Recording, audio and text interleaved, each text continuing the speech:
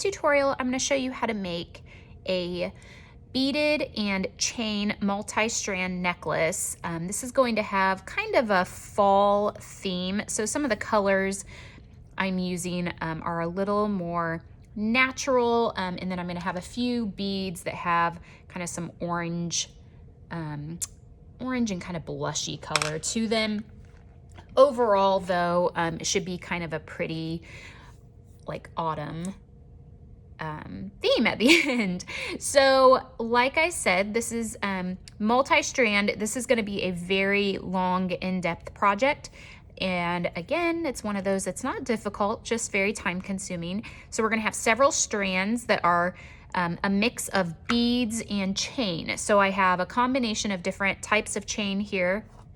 The curb chain, some cable chain, and then the paper clip chain. This is really popular right now. It's super cute. I love it. So what we are gonna do to begin, I'm gonna kind of scoot these out of the way, and we're gonna take our fishing line. I've had some people ask in the past why I use fishing line instead of beading wire. And really the answer is quite simple. As I've said in the past, I am a high school jewelry and glass teacher, and so in order to keep the cost down, I use fishing line because, you know, like a spool like this is about $3. It's 700 yards, and it's strong. It holds up to 12 pounds. I generally buy this in bulk, so each student has like their own little spool. And by buying it in bulk, the cost, I get smaller spools, and it's like pennies a piece.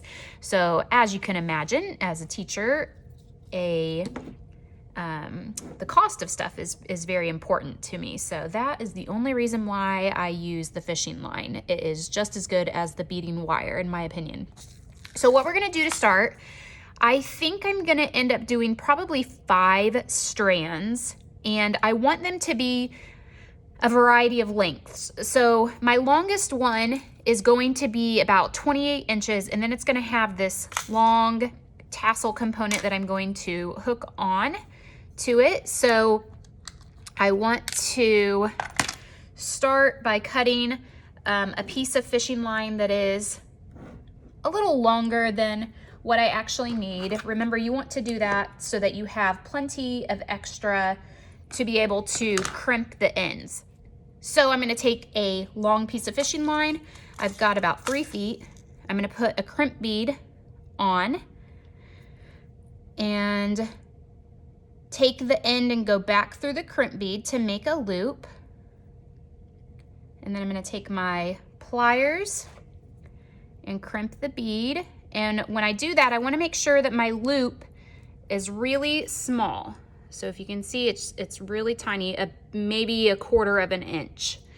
So that's enough room to hook on a jump ring, but it's not so big that you have this big giant loop. And then you can just trim off the extra fishing line, if I can get a hold of it here. And I'm gonna do this for all 5 strands. And then what I will do is begin putting my beads on. I'm going to use this spool here to just kind of weight my end down. If you have a clipboard, you can certainly use that if you want, but I'm going to just begin putting on my beads in really no particular order. I just want to create some kind of pattern. So I'm going to have some strands that are very long that are all beaded, some strands that are shorter with a section of beads, and then chain to finish out the strand, and then we'll just kind of mix it up. So I'm gonna begin putting on rocaille beads, these kind of matte gold ones. And for this particular strand, I am going to do all rocaille beads. And then when I move on to one of my other strands, I might do a pattern with some of my bigger ones. And I say all rocaille beads, let me backtrack. I'm gonna do all rocaille beads, but then every so often I'm going to put in one of these bigger faceted, they're kind of like a gunmetal bead. I'm going to put those on. So I'm gonna put several of these rocaille beads on. And let me get to my first faceted bead, and then I'll show you just kind of how we move on from there. And I want to put on about 2 inches worth of these rocaille beads before I put a faceted bead on. And the other thing too to keep in mind is this is going to sit at the back, like the back of your neck. So I would avoid putting too many large beads at the back part, just because one, if they are kind of like your more important beads, your statement beads, no one's gonna see them really when they're back there. You also don't want it to get really bulky on the back of your neck. So when I say I'm putting 2 inches of these rocaille beads on, for the first one, I should really probably put about 4 inches on, put on a faceted bead, and then go every 2 inches from there on out until I get to the end, and then I'll go to 4 inches again. I hope that makes sense. So let me continue doing this. Basically what I'm going to do is go through and make my 5 strands that are beaded.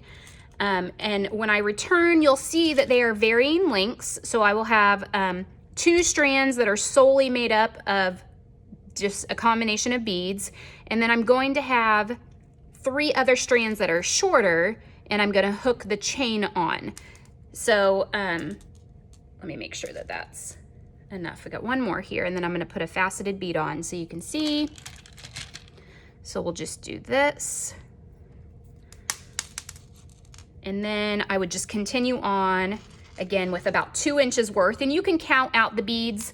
The reason I say 2 inches is because unless you're using like Miyuki beads or something that are cut perfectly, a lot of times these beads, so these rocaille beads should be 4 millimeters, but one bead is not always exactly the same size as the other. So if I say, okay, I'm putting 20 beads on this, and then a faceted bead, and then 20 beads, faceted bead, and so on, your sections might vary in size a little bit. So it's almost better to just lay your fishing line beside each section to make sure that you're getting the right length, or measure it with a tape measure if that's easier. So that way the size stays consistent regardless of the amount of actual beads that are on there. Okay, so again, I'm going to finish this strand. I'm gonna do my other 4 strands, just the fishing line part with the beads. And then when I return, I'm gonna show you how to put the chain onto those 3 segments. So now that I have all of my beaded segments complete, I did add in a 6th little segment here, and on this one I actually split it into 2 so I can have some chain in the middle and then chain here. And as you can see, I kind of spaced out my larger beads that way.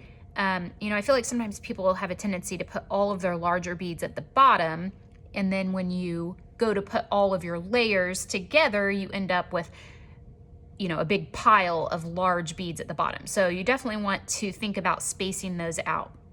So what I'm gonna do is determine, like I said, I have 3 different types of chain here. I'm gonna determine what chain I want to go where. This particular outside strand is done. I'm not gonna do anything to that. I'm going to add a little bit of chain to this first, the second one, if we're working your way from the outside in. Just a little chain on each side. So to do that, I think I'm gonna do, let's see here. I think I'm gonna go with the cable chain for this one.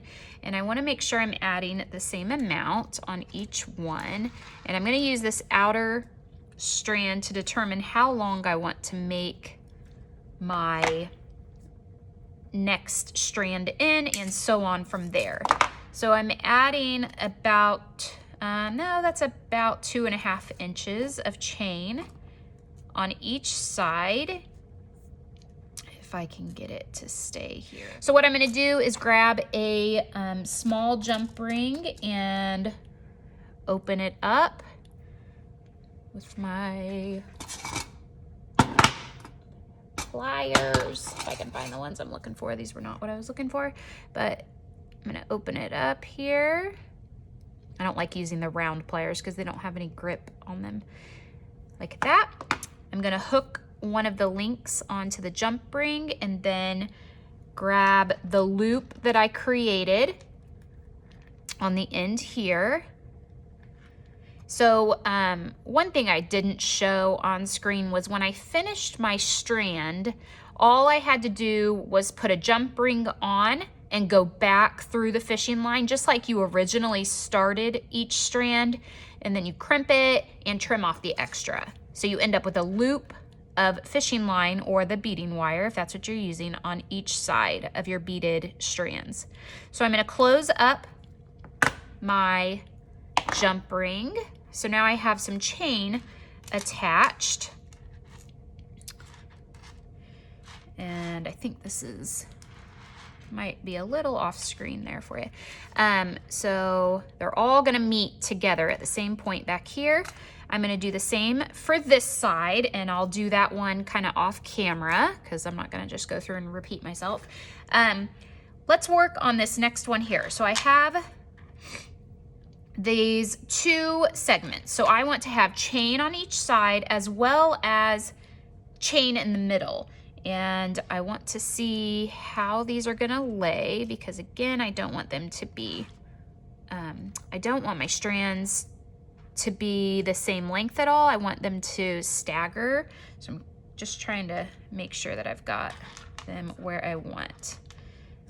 This one I may end up shortening up a bit, more like that. Okay, so next one, I'm gonna use the curb chain for this one. It's a little thinner. That way the focus is more on the beads. And I'm just gonna cut about 2 inches for the middle. Again, grab a tiny jump ring, open it up. Let me grab my other pliers. And when you open it, just like with before, I'm gonna hook on a, hook the jump ring onto one of the links. This curb chain is so tiny, so it's nice because it looks, I mean, I like the smaller chain. I either like really small chain or I like really, really big chain. But because it's small, it's obviously a little harder to get your jump ring through. And I'm hooking it on one side of the segment, the beaded segment, close it up completely. You have to be very careful closing them up to make sure that you don't leave a little bit of a gap, because the fishing line is so thin that it will come apart. So again, next jump ring, open it up. Remember, always twist your jump rings open, never pull them. So you twist open, twist close. Hook on the next segment onto the chain like this. Close it up. And there we go.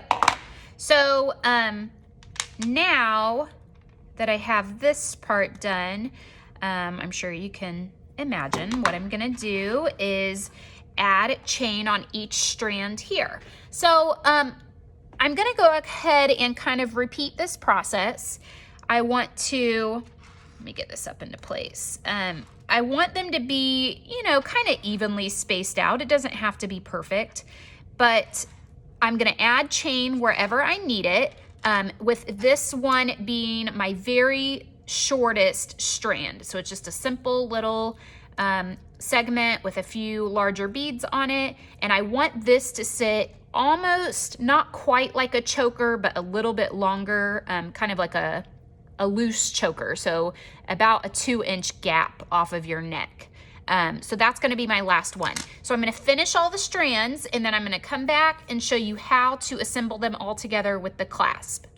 Okay, so all of my strands are totally complete and all I have to do is hook them all together. So I'm going to grab a couple jump rings and I'm going to open them up. And actually for this, I want to use a couple jump rings that are a little bit larger. So ones that are gonna hold, because I have this paper clip chain that's thicker. So let me find, there we go. One that's a little bigger than what I was using to connect the segments together. So I'm gonna open the jump ring and I'm just gonna start hooking these on. And we're gonna go from the inside out. And you'll see I did include an extra strand of just chain. I love the paper clip chain, so I wanted to include a little more of that. So I'm gonna start from, again, the inside and work my way out. The links on my curb chain are so tiny that it doesn't want to go on the bigger jump ring. So all I'm going to do is put a smaller jump ring on first, and then I will be able to connect that small jump ring to the larger one. Struggle, there we go. Okay, close that up completely, and then I'll hook that on. So then I will have to do that again if I can't get the other one on. Okay, so again, just in order. Now we've got the next strand on, working my way through. We've got this one. And let's see if we can get this one on this time. If not, I'll add another link. Let me set this down safely and put another small jump ring on. I don't want to lose all these off of here. There we go. So again, small jump ring, open it up. And I'm gonna have to do this obviously on the other side as well. And then, oops, wrong one. Once we get all this put together, I will determine if I do want to still include the tassel. I might decide that there is enough going on this to not put the tassel on, so we'll just see. Totally up to you. Okay, that one's done. Pick my larger jump ring back up and hope I didn't knock everything off. Looks like I only lost one off of there.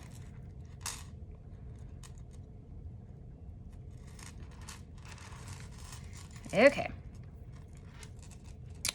So you will know when you do this, if your chain is very small, you might need to add a smaller jump ring first.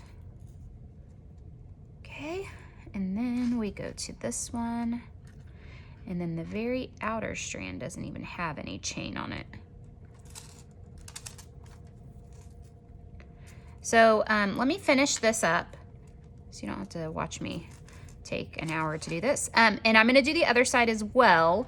And then as soon as I come back, I'm gonna hook on the clasp and determine if we want to put a tassel on. Now that I have all of the strands connected together, I've got one, potentially two things left to do. So the first thing I'm gonna do is secure the clasp on the back. So to do that, I'm gonna take a couple jump rings again and open them up and attach it on here.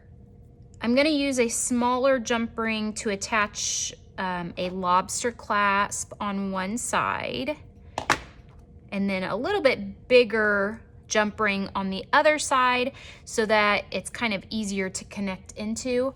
And I'm gonna show you one more thing that you can do if you choose. So I'm attaching this little jump ring onto the big jump ring that we use to connect all of these strands together. And you wanna make sure that's closed really well.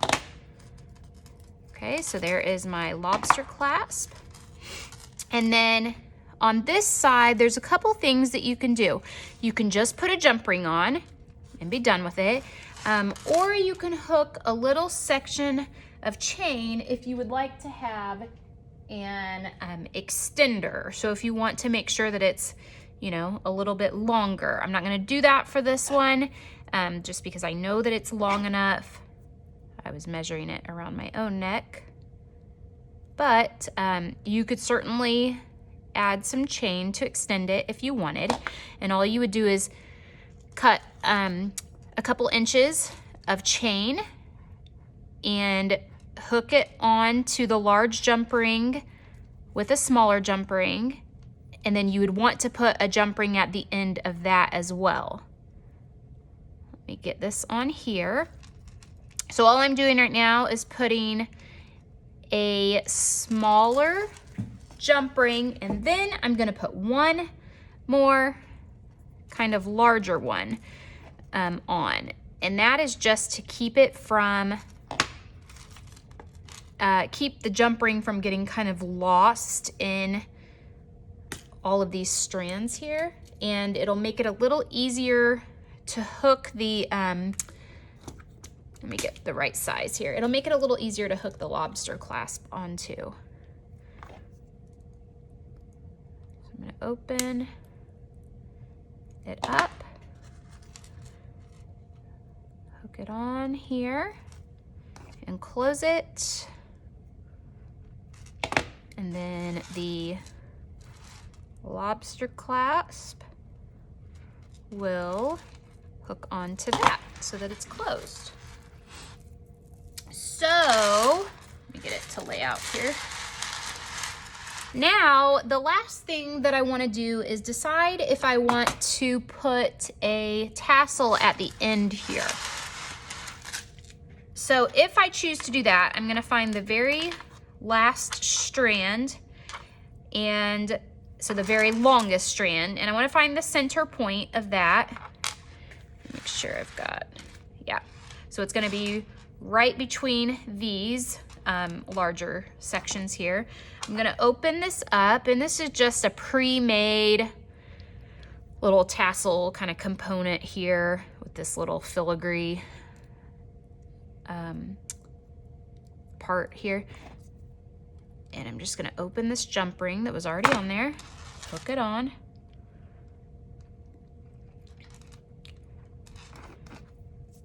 And that is it. Okay. So again, that's optional if you want to put that on there. When I put this necklace actually on myself, I may determine that I don't like the tassel and I might remove it. These strands are so long and there's so many of them. I'm trying to get it laid out flat. So you might see in the next slide, I might remove that. But as you can see, very cute, what I would consider kind of a fall theme with the golds, browns, the kind of blushy color, rust color beads. I'm never gonna get this laid out flat, so you get the idea. But you could certainly change this up however you wanted. You could use different color. So if you want to do silver, rose gold, bronze, copper, whatever for your hardware and the chain, you could do different colored beads, certainly. So if, let's say it was a Christmas necklace, you could certainly do red and green, or you want to do winter, or whatever you want to do. But it's not difficult, it's just very time consuming, a very time consuming project. So I'm going to be doing some more layered necklaces in some upcoming tutorials, as well as some layered bracelets, so please stay tuned for those. If you liked this video, please give it a thumbs up and subscribe to our channel. Thanks for watching, guys.